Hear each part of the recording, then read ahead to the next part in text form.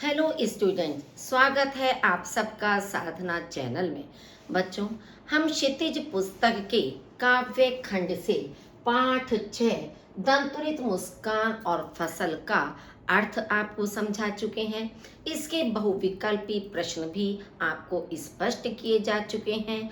आज हम इसके महत्वपूर्ण प्रश्न आपके सामने स्पष्ट कर रहे हैं, जो आपकी परीक्षा में 2-2 नंबर के आते हैं। तो देखिए आप इन महत्वपूर्ण प्रश्नों को कि किस तरह की भाषा में आपकी परीक्षा में प्रश्न पूछे जाते हैं और आपको किस तरह से उन प्रश्नों का उत्तर देना चाहिए। ये सारी जानकारी आज आपको इस वीडियो के अंदर मिलेगी।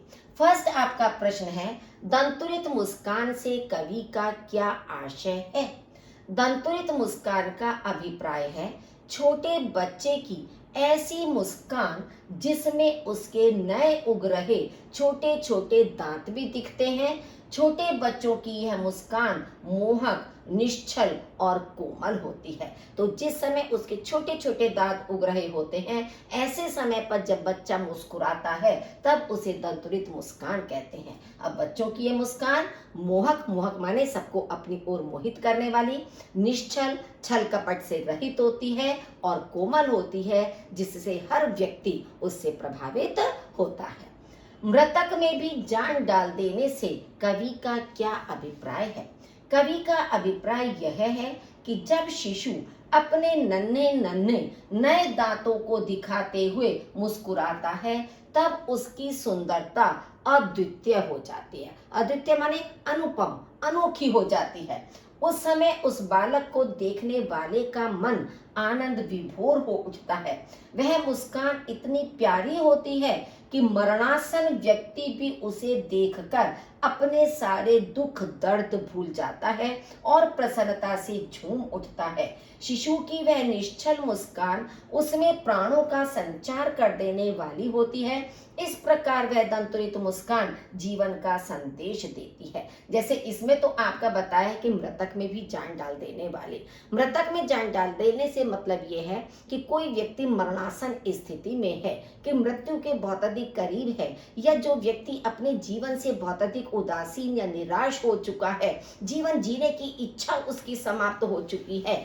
ऐसे समय पर यदि व्यक्ति इस तरह के छोटे बच्चे की मुस्कान को देख लेता है तो उसके अंदर आशा का संचार हो जाता है, जीवन जीने की इच्छा उसके अंदर उत्पन्न होने लगती है। तो यही अभिप्राय आपका इस पंक्ति से है।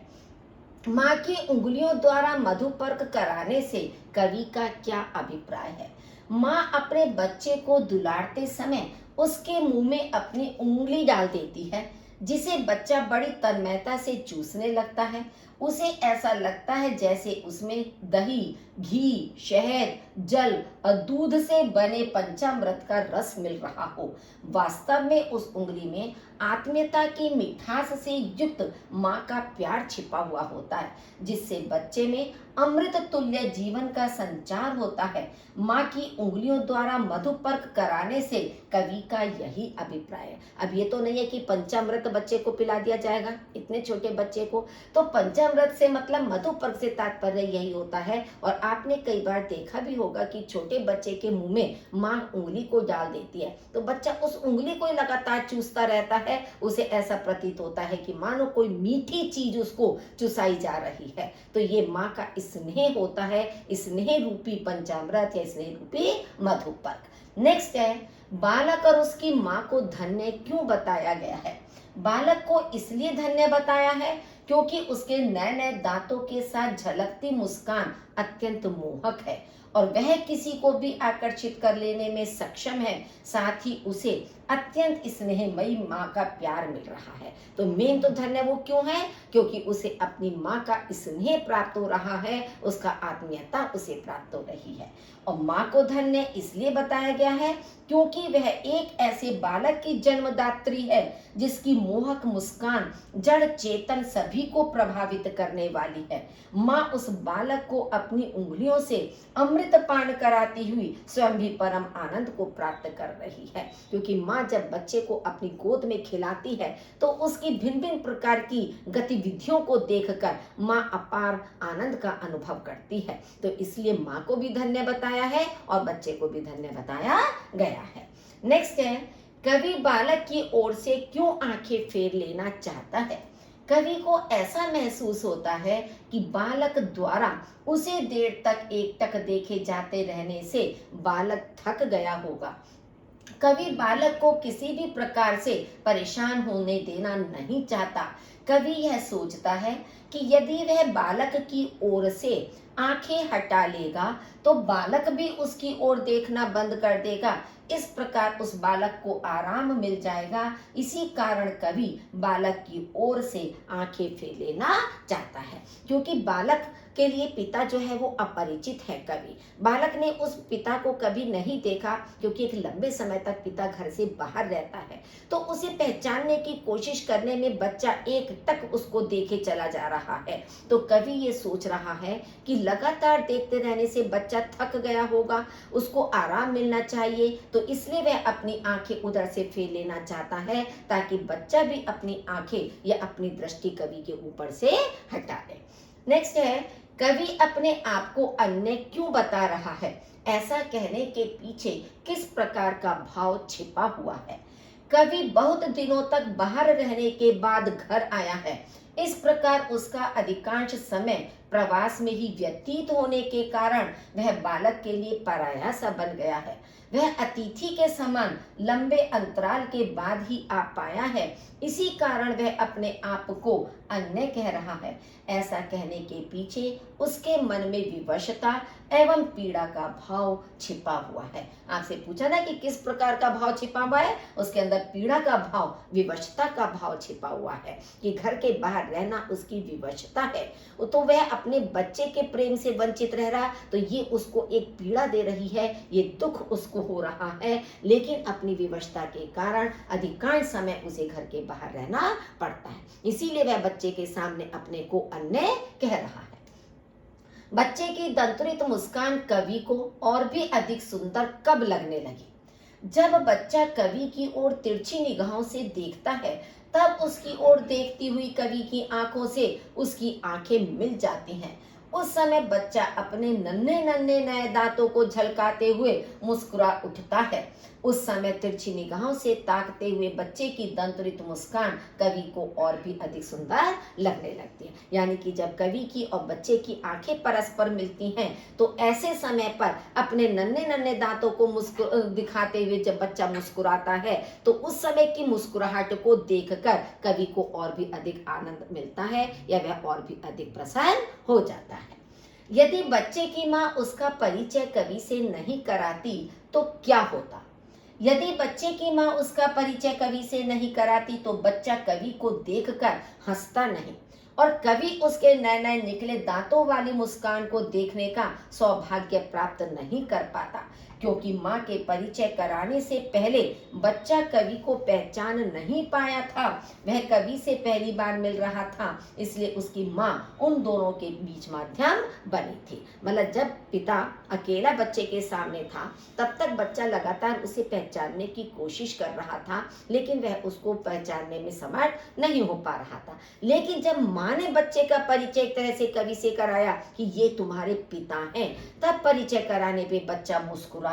तो इस तरह से बच्चे की माँ उसका परिचय जब कवि से करा रही है, तब वो उन दोनों के बीच में माध्यम बनी थी। कि अगर वह माध्यम नहीं बनती तो कवि और बच्चे को या बच्चा कवि को पहचानने में असमर्थ रहता। देखते तुम इधर कनखी मार और होती जबकि आंखें चार। पंक्ति में निहित भाव को स्पष्ट करते हुए बच्चों की मनोवैज्ञानिक प्रवृत्ति पर प्रकाश डालिए। दंतरित मुस्कान के आधार पर उत्तर दीजिए। मतलब तुम इधर कनखी मार और होती जबकि आंखें चार। कवि को शिशु की मुस्कान अत्यंत मोहक लगती है।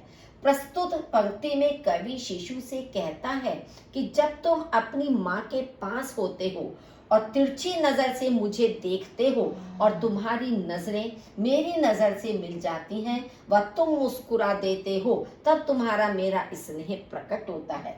इस प्रकार कवि बच्चे की बाल सुलभ प्रवृत्ति एवं उसकी निश्चल मुस्कान को बताना चाहता है। मतलब बच्चा अपनी माँ की गोद में है और वह तिरछी दृष्टि से कवि को देख रहा है, पहचान रहा है, और उसको देखकर जब वह मुस्कुराता है, नजरें परस्पर मिलती हैं, तो तब उस समय दोनों का परस्पर स्नेह प्रकट होता है। नेक्स्ट है, शिशु को बाहरी संसार से मिलाने में माँ की क्या भूमिका होती है। बालक के जीवन में उसकी माँ ही उसकी प्रथम गुरु होती है। ये आपको हमेशा कहा जाता है कि माँ सबसे पहली गुरु होती है, सबसे पहली शिक्षिका होती है, क्योंकि बच्चे को हर तरह की जो शिक्षाएं प्राथमिक होती हैं वो सबसे पहले माँ ही सिखाती है, जो उसे अन्य सांसारिक वस्तुओं, अपने परायों आदि से परिचित कराती है। यह दंतुरित मुस्कान कविता में बालक कवि से अनजान था और उसे एकटक देखे जा रहा था। बालक को जब उसकी माँ कवि से परिचित करवाती है, तभी वह कवि को देखकर मुस्कुराता है। कविता का यह भाव स्पष्ट करता है कि माँ ही शिशु को बाहरी संसार से परिचित करवाने में महत्वपूर्ण भूमिका निभाती है। मतलब कौन सी चीज उसके लिए उचित है, कौन सी अनुचित है, किस व्यक्ति से उसका क्या संबंध है, क्या रिश्ता है, ये सारी चीजें सबसे पहले माँ ही बच्चे को सिखाती है। तो इसका मतलब ये है कि बाहरी दुनिया से परिचय माँ ही बच्चे का करवाती है।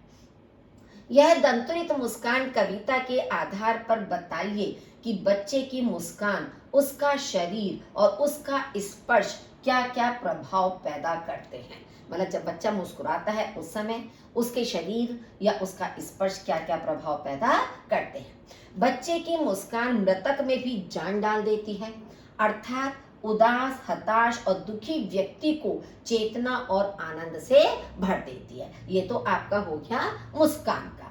अब उसके धूल दूषित शरीर का अवलोकन सुंदर कमल के अवलोकन का सुख देता है, कि अब उसका जो शरीर है धूल मिट्टी से जो सना हुआ शरीर उसका है और उसके बीच में भी वह सुंदर लग रहा है, तो कवि को लगता है कि मान लीजिए कमल के फूल को उसने देख लिया है, ऐसा सुख उसको मिलता है। और उसका कोमल स्पर्श पाषाण हृदय को भी पिघला देता है, यानी कि कठोर हृदय वाले व्यक्ति को भी वह भावुक बना देता है, उसको भी द्रवीभूत कर देता है।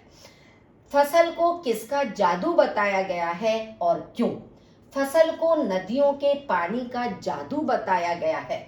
इसका कारण यह है कि मिट्टी के अंदर बोया गया बीज भीतर ही दबा हुआ रहता है, परंतु जब नदियों के पानी से इसकी सिंचाई की जाती है तब वह अंकुरित होकर जादू के समान धरती के ऊपर पौधे की शक्ल ले लेता है। तो इसका मतलब क्या है कि नदी के पानी में जो अमृत तत्व है वो ऐसा है कि मिट्टी के अंदर बीज दबा हुआ है, लेकिन जब वो पानी उससे उसको सिंचित किया जाता है, पानी उस बीज को प्राप्त होता है, तो वह बीज अंकुरित होकर पौधे की शक्ल में धरती के ऊपर आ जाता है। जिस तरह जादूगर अपने खाली हाथ में जादू के बल पर कोई चीज प्रकट करता है, उसी प्रकार नदियों के जल के स्पर्श से अंकुरित होकर पौधे भी मिट्टी के ऊपर अस्तित्वमान हो जाते हैं। यानी कि उसको एक जादूगर की उपमा दी गई है कि जादूगर जैसे होता है ना कि अपनी शक्ति से, अपने मंत्र से कोई भी चीज हाथ में प्रकट कर देता है, उसी तरह से नदियों के जल से सिंचित होकर बीज भी बाहर आकर पौधे के रूप में अस्तित्वमान हो जाता है। रूपांतर है सूरज की किरणों का। इस आधार पर बताइए कि सूरज की किरणें किस चीज में रूपांतरित हुई हैं और कैसे। सूरज की किरणें फसल में रूपांतरित हुई हैं। मतलब सूरज की किरणों का प्रकाश जब फसल पर पड़ता है तो मानो जो फसल है वो सूरज की किरणों का परिवर्तित रूप है, बदला हुआ रूप है। सूर्य की किरणें पौधों के पोषण में सहायक होती हैं। प्रकाश की उपस्थिति में ही पौधे अपना भोजन बनाते हैं, जिसके कारण उनका विकास होता है और उनका अस्तित्व भी बना रहता है।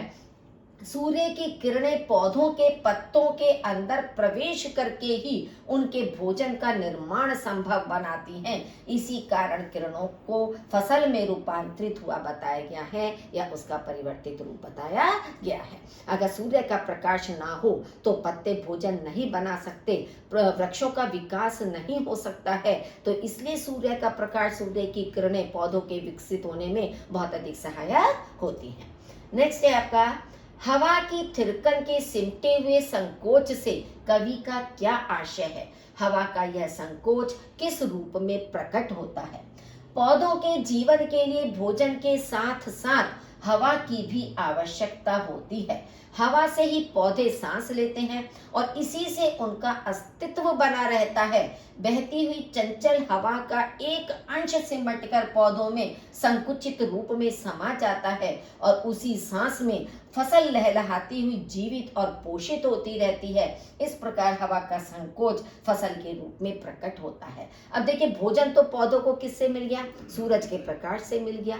लेकिन क्या केवल मात्र भोजन करने से ही संभव है। मान लीजिए हम भोजन करते हैं और श्वास लेने के लिए हमें हवा ना मिले, वायु ना मिले, तो क्या हम जीवित रह सकते हैं? नहीं। उसी प्रकार से पौधों को भी भोजन के साथ साथ हवा की भी आवश्यकता होती है। तो हवा का भी अस्तित्व फसल के निर्माण में, उसके विकास में सहायक होता है। फसल के उत्पन्न होने में मनुष्य के हाथों की क्या महिमा है। फसल मनुष्य के हाथों का स्पर्श और श्रम पाकर फलती फूलती है। मनुष्य अपने हाथों से ही परिश्रम करके खेत जोतता है, बीज बोता है, सिंचाई निराई आदि करता है, तभी फसल तैयार हो पाती है। फसलों में मनुष्य की मेहनत छिपी है। इस प्रकार मनुष्य के परिश्रम के प्रभाव से ही फसल का उत्पादन होता है। यदि खेतों को जोता ना जाए, मिट्टी को जोता ना जाए और ऐसे ही बीज को उसमें बो दिया जाए, बीज बोने के बाद उसकी ना तो कभी नराई करी जाए, ना कभी उसमें पानी डाला जाए, तो क्या बीज अंकुरित हो सकता है? फसल हमारी तैयार हो सकती है? नहीं। उसके लिए सारी चीजों की आवश्यकता होती है। जब किसान या मनुष्य उस पर परिश्रम करता है, मेहनत करता है, खेत को जोतना, फिर उसके बाद बीज को बोना, फिर उसकी सिंचाई आदि करना, समय समय पर उसमें खाद डालना या कीटनाशक दवाइयों का छिड़काव करना, तो ये सारा परिश्रम जब मनुष्य करता है तभी फसल का उत्पादन संभव हो पाता है। एक के नहीं, दो के नहीं की बार बार आवृत्ति कर कविता में किस प्रकार की विशेषता उत्पन्न की गई है। कविता में जब किन्हीं शब्दों की बार बार आवृत्ति की जाती है, आवृत्ति का मतलब बार बार एक ही शब्द का प्रयोग करना, तो कवि का उद्देश्य उस बात पर विशेष बल देना होता है। यहाँ एक के नहीं, दो के नहीं की बार बार आवृत्ति कर कवि ने यह भाव प्रकट किया है कि फसल का उत्पादन किसी एक या दो के प्रयास से संभव नहीं है। इसके लिए सामूहिक प्रयास की आवश्यकता पड़ती है। संसार में अरबों लोगों के भोजन के लिए अन्न उत्पादन करने में सैकड़ों नदियों के पानी, लाखों करोड़ों लोगों के परिश्रम और हजारों खेतों की मिट्टी का योगदान होता है। अतः यहाँ इन शब्दों की बार बार आवृत्ति कर कवि ने सामूहिकता की भावना पर विशेष बल दिया है। कवि ने यहाँ यह स्पष्ट करने का प्रयास किया है कि प्रकृति और मनुष्य के सहयोग से ही सृजन संभव है। आप देखिए कि नदी से पहले कहा था एक नहीं, दो नहीं, मतलब यानी कि अनेक नदियां, कि जिस जिस क्षेत्र से होकर जो जो नदी जा रही है उसके जल से खेतों की सिंचाई करना। दूसरी बार उन्होंने कहा था कि लाखों करोड़ों लोगों का परिश्रम, क्योंकि केवल दो चार लोगों के लिए तो फसल नहीं उगाई जा रही है, अरबों करोड़ों लाखों लोगों के लिए फसल का उत्पादन किया जा रहा है। तो इसलिए अनेक लोगों का परिश्रम उसमें आवश्यक है। इसी तरह से एक दो खेत की मिट्टी नहीं, अलग अलग मिट्टी, क्योंकि हर फसल के लिए अलग अलग तरह की मिट्टी की आवश्यकता होती है। कोई फसल काली मिट्टी में अच्छी होती है तो कोई भूरी मिट्टी में अच्छी होती है, कोई संदली मिट्टी में अच्छी होती है, और हर खेत की अलग अलग मिट्टी होती है। तो इसलिए यहाँ पर कवि ने एक नहीं, दो नहीं की आवृत्ति को बार बार करके सामूहिकता पर विशेष बल देने का प्रयास किया है। कवि ने फसल के द्वारा किन किन में आपसी सहयोग का भाव अभिव्यक्त किया है। कवि ने फसल कविता के माध्यम से फसल के उगाने में मनुष्य के शारीरिक बल और परिश्रम तथा प्रकृति में निहित अथाह ऊर्जा के पारस्परिक सहयोग के भाव को अभिव्यक्त किया है। देखिए, दो चीजों को अभिव्यक्त किया है। एक तो यह है कि मनुष्य का शारीरिक बल और परिश्रम, मतलब शक्ति उसकी शारीरिक और परिश्रम। दूसरी चीज क्या है कि हमारी प्रकृति के अंदर अथाह ऊर्जा है, तो उनका पारस्परिक सहयोग जब मिलता है तभी फसल का सृजन संभव होता है। कवि के अनुसार जब मनुष्य का परिश्रम और प्रकृति का सहयोग आपस में मिल जाते हैं तो फसलें उत्पन्न होती हैं। केवल मानवीय परिश्रम की शक्ति या केवल प्राकृतिक शक्ति कुछ नहीं कर सकती। कि एक चीज हो और दूसरी चीज ना हो तो क्या फसल संभव है? नहीं। कि मनुष्य तो परिश्रम कर रहा है लेकिन उसे ना तो धूप मिल रही है, ना नदियों का जल उसको सिंचाई के लिए मिल रहा है, ना हवा मिल रही है। तो ये सब चीजें अगर उसे नहीं मिल रही हैं तो मनुष्य का परिश्रम भी निरर्थक हो जाता है, उससे फसल उत्पन्न नहीं हो सकती है।